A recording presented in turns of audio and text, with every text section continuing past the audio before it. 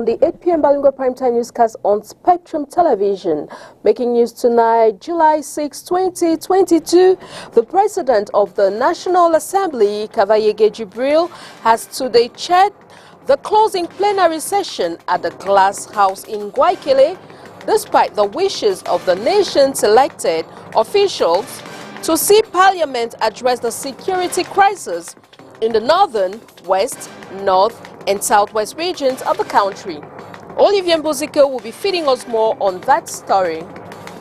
With exactly 3 days to go before the Muslim celebration of the Feast of the Tabaski, sheep vendors as well as buyers in the economic capital Douala are grumbling about the excessive cost of this domestic mammal.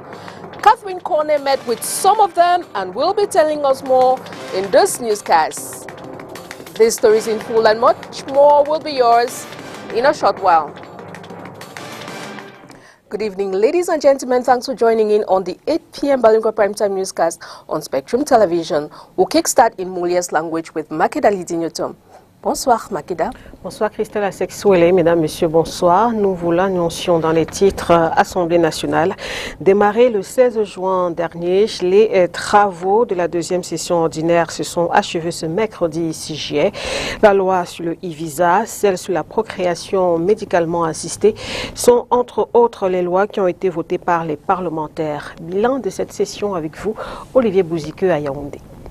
Démarré le 16 juin dernier, les travaux de la deuxième session ordinaire de l'Assemblée nationale se sont achevés ce 6 juillet 2022 avec un bilan assez dense. Nous avons voté la loi numéro 2025 sur le e-visa, sur la digitalisation des procédures diplomatiques. Nous avons voté la loi sur la procréation médicalement assistée. Nous avons voté l'ordonnance du chef de l'État qui amendait et complétait certaines dispositions de la loi des finances.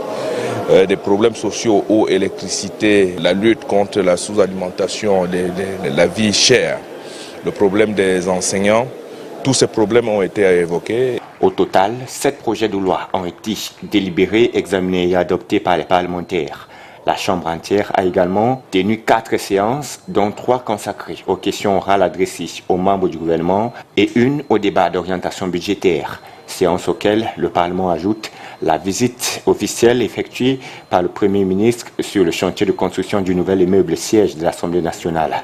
Seulement, cette session se referme alors que les crises sécuritaires représentent toujours l'une des grandes inquiétudes des élus de la nation.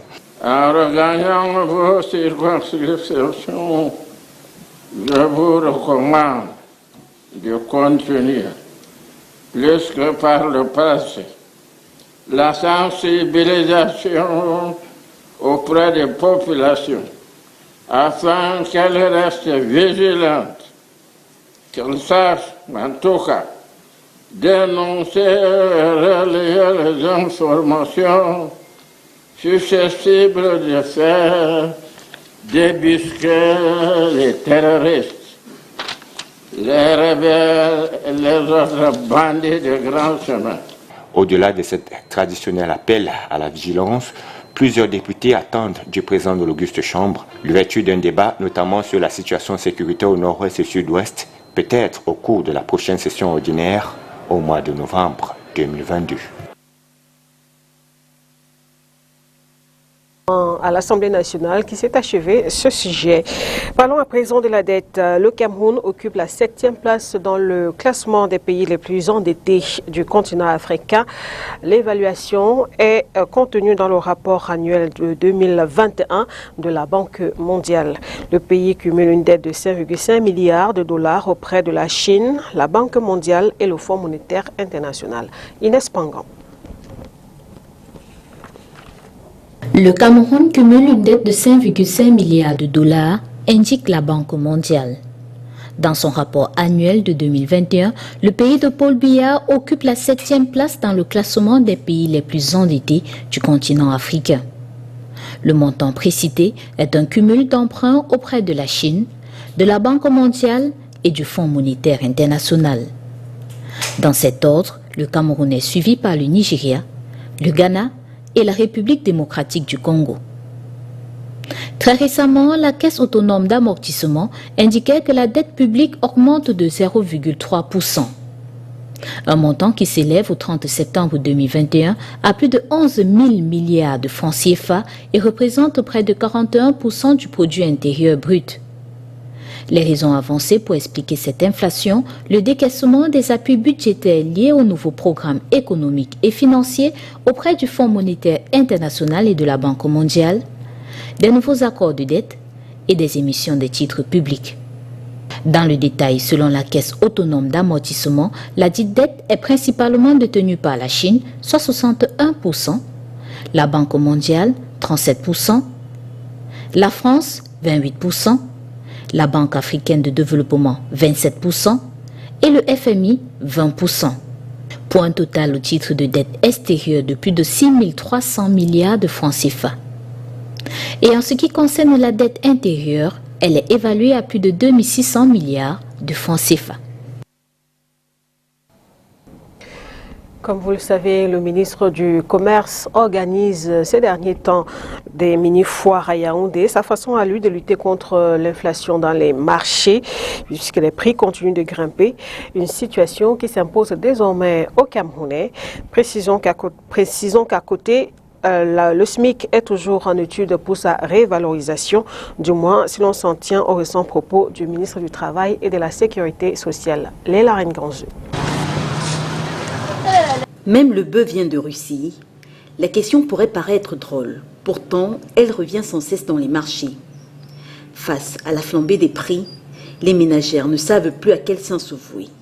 Tout est désormais cher. Riz, bananes, poissons, viande, huile, sucre. La tendance haussière des prix des denrées alimentaires ne semble pas vouloir s'arrêter. Le panier de la ménagère est tellement maigri qu'on ne comprend plus ce problème-là. Parce que quand on parle de pénurie, on se demande d'où vient la pénurie. Les gens font allusion en disant que c'est la guerre en Ukraine, ce sont les Russes, les machins, ou bien, je ne sais pas. Si la viande venait de l'Ukraine, si le riz venait de l'Ukraine, et toutes ces choses-là, il ne faut pas que certaines personnes profitent pour faire du n'importe quoi. Même le métier que nous faisons aussi, là, ça touche dans tous les domaines. Et même que même la ration à la maison, on n'arrive plus à s'en sortir. Or, avant, avec 2000 francs, 2500, on s'en sortait. Maintenant, tu donnes même 5000 francs.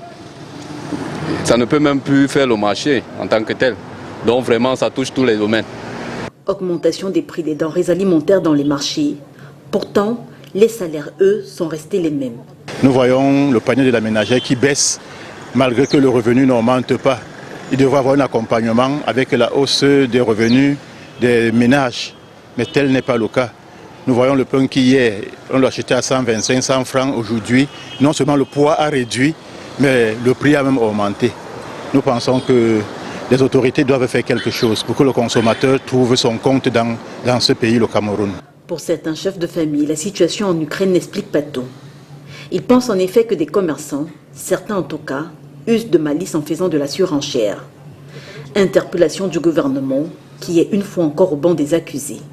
C'est pour cela que le gouvernement doit mettre l'accent sur le contrôle, savoir qui fait quoi, d'où vient cette pénurie, quelles sont, même pas les causes. Il y a des gens qui profitent. Beaucoup de gens profitent derrière certaines situations pour emmerder les autres. Il y a les stocks dans les magasins et les gens ne veulent pas sortir pour dire que les pénuries, et ils veulent hausser les prix. C'est au gouvernement que moi j'accuse. Il faut qu'ils fassent leur travail. Notons que cette hausse de prix des denrées alimentaires vient s'ajouter à d'autres dépenses courantes pour un pays où le SMIC est de 36 000 francs CFA.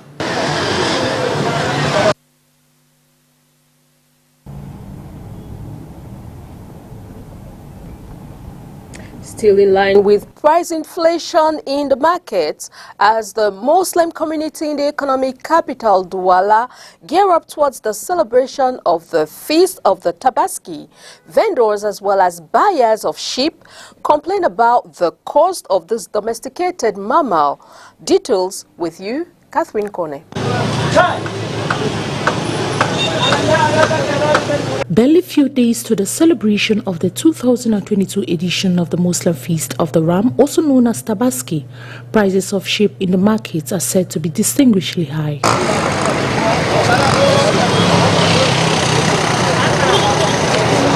According to these vendors and buyer, here in the city of Douala, a sheep that was sold for 30,000 francs CFA has now increased to 50,000 francs CFA and above. We are suffering. Market is very slow. We have sheep for 80,000 francs, 50,000 francs, 40,000 francs, 45,000 francs, and right up to 100,000 francs, depending on the sizes. Look how empty the market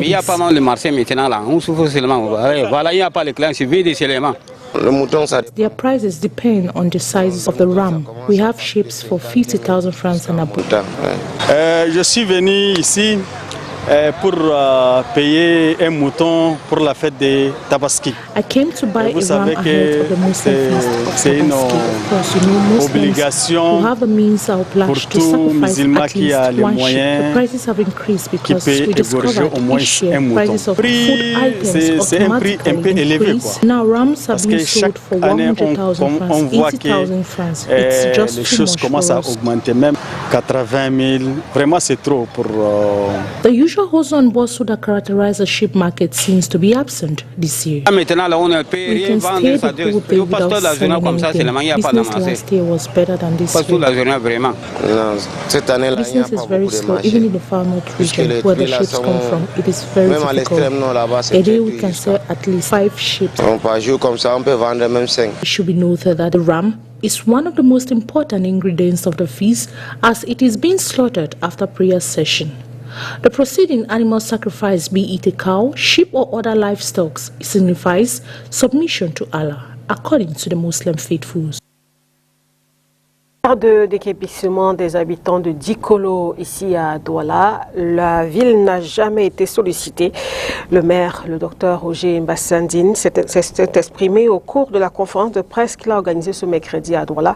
Conférence relative au projet de bus rapide transit BRT de la cité économique. Nous vous proposons de l'écouter dans cet extrait sélectionné par la rédaction. Sur le problème de Dikolo, la mairie n'a pas été sollicitée. J'ai même appris par la voie des réseaux sociaux qu'il y avait une réunion qui s'est tenue ici, et au cours de laquelle ces choses auraient été dites. La mairie n'a pas été sollicitée, en aucun cas sur le Dikolo, et elle s'est mise de côté. J'espère, monsieur, que vous n'attendiez pas que le maire prenne la parole pour critiquer l'État. Donc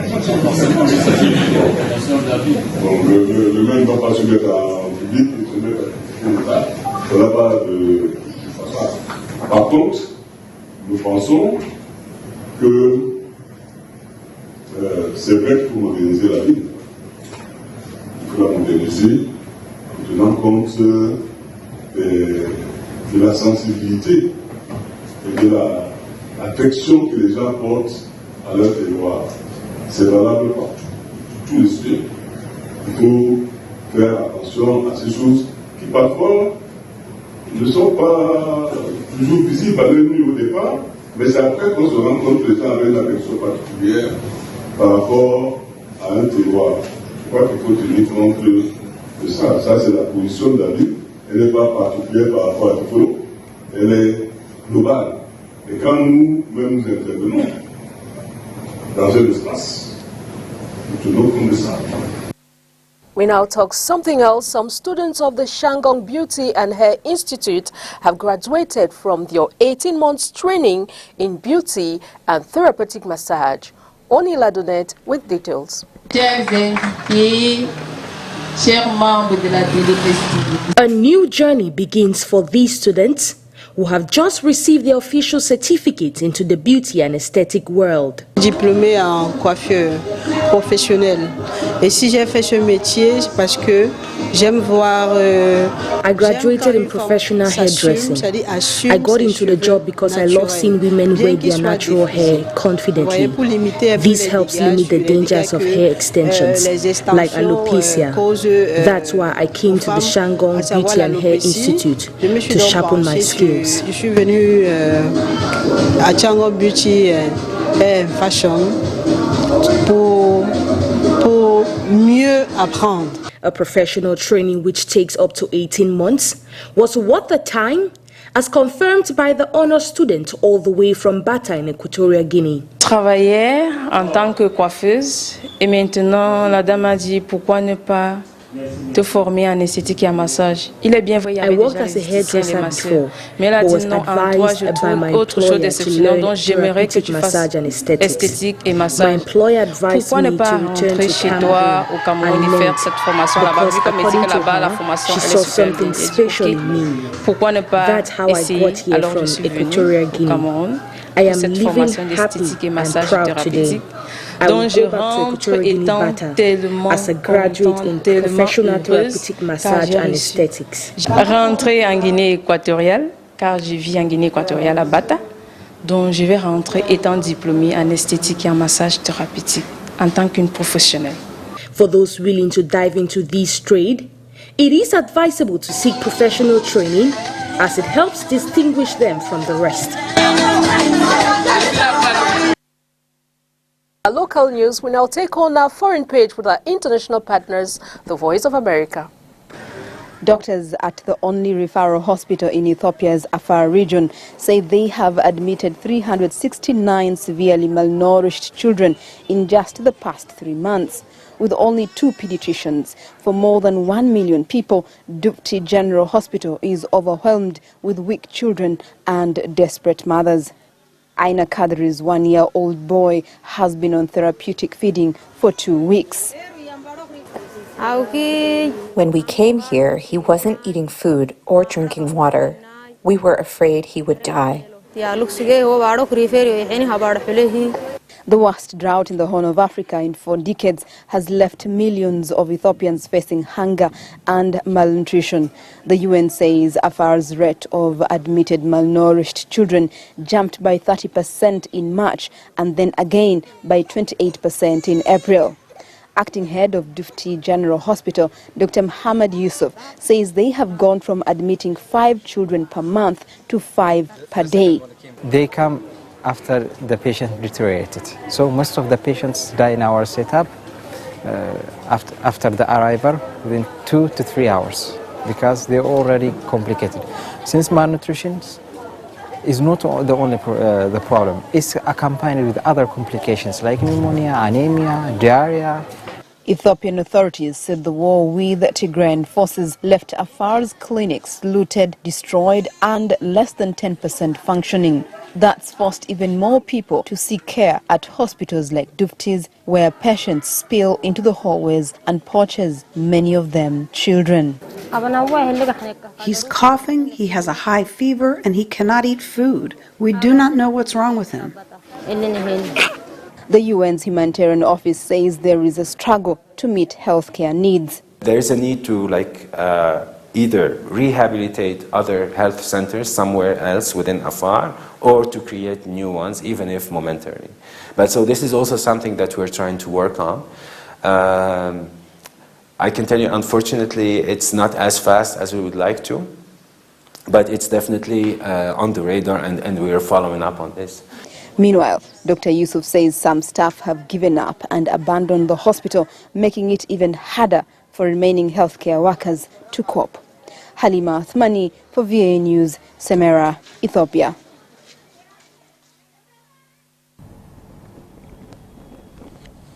Parlons à présent de sport dans ce journal football féminin. La Coupe d'Afrique des Nations de cette discipline se poursuit au Maroc. Ce mercredi, en levée des rideaux, la Zambie a battu la Tunisie par 1-0. Tout à l'heure, à 21h heure du Cameroun, les Lions indomptables seront opposés au Togo dans le cadre de la 2e journée de la phase de poule de cette compétition. Pour l'entraîneur camerounais Gabriel Zabo, il faut gagner ce match après le nul 0-0 concédé face face à la Zambie lors de la première journée. Il s'est exprimé en conférence de presse d'avant-match hier. À ses côtés, l'attaquante Chout Adjara. Nous vous proposons de les écouter dans l'extrait. Les attentes sont claires et nettes et il faut gagner après d'avoir considéré le match nul à la première journée contre la Zambie. Un match qu'on avait à cœur de remporter, malheureusement on ne l'a pas fait. Et ce n'était pas faute d'avoir essayé. Bon, aujourd'hui nous sommes interpellés par cette victoire contre le Togo. Il faudrait qu'on gagne aussi pour pouvoir, n'est-ce pas, avoir l'avenir entre nos mains. Je pense que nous avons fait un match nul contre la Zambie. C'est un match qui était vraiment à notre portée, mais on n'a pas gagné. On ne crache pas sur les 1 point que nous avons eu. Maintenant, il faut regarder de l'avant. Nous avons le prochain match demain contre le Togo. On a essayé de regarder notre adversaire de demain. Et je pense que demain, ça va être un autre match. On va montrer d'autres visages que nous avons. C'était donc un extrait de la conférence de presse d'avant-match donnée hier du côté du Maroc. On rappelle que les Lions jouent ce soir contre le Togo à 21h heure du Cameroun. Fédération camerounaise de football, l'institution a lancé ce jour un appel d'offres international pour le recrutement d'un nouvel équipementier pour les sélections nationales de football. On parle boxe. Confédération africaine de boxe, le Camerounais Bertrand Magloire Mendouga est candidat à la présidence de cette institution.